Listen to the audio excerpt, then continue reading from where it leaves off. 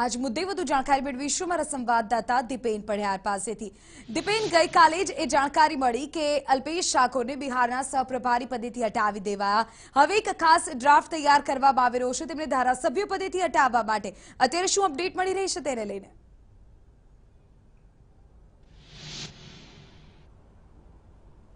વિધિ, અલ્પેશ ઠાકોરને જે ધારાસભ્ય છે તેઓ રાધનપુરના તે ધારાસભ્ય પદેથી હટાવવા માટે કોંગ્રેસે કવાયત શરૂ કરી છે। ગઈકાલે તેમને બિહારના સહપ્રભારી પદેથી હકાલપટ્ટી કરવામાં આવી છે। આ પહેલા તેમને સ્ટાર પ્રચારકોની યાદીમાંથી પણ અલ્પેશ ઠાકોરની હકાલપટ્ટી કરવામાં આવી છે અને અલ્પેશ ઠાકોરે જે રીતે રાજીનામું આપ્યું અને પ્રેસ કોન્ફરન્સ કરીને હાઈકમાન્ડના નેતાઓ તથા પ્રદેશના મોવડી મંડળ સામે જે રીતે આક્ષેપો કર્યા છે તેને લઈને હવે કોંગ્રેસ છે તે અલ્પેશ ઠાકોરની સામે તમામ પુરાવા તે એકત્ર કરી રહી છે।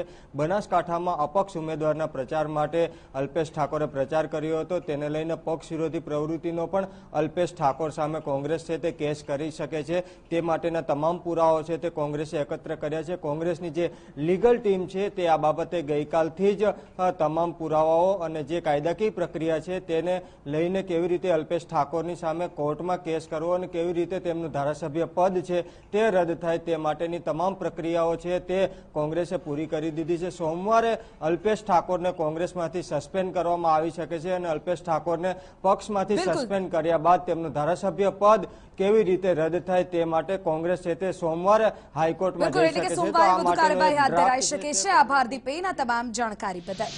તો આપને જણાવી દઈએ કે અલ્પેશ ઠાકોરને ધારાસભ્ય પદેથી હટાવવા માટે એક ડ્રાફ્ટ તૈયાર થઈ ચૂક્યો છે અને સોમવારે તેઓને આ મામલે લીગલ કાર્યવાહી પણ થઈ શકે છે।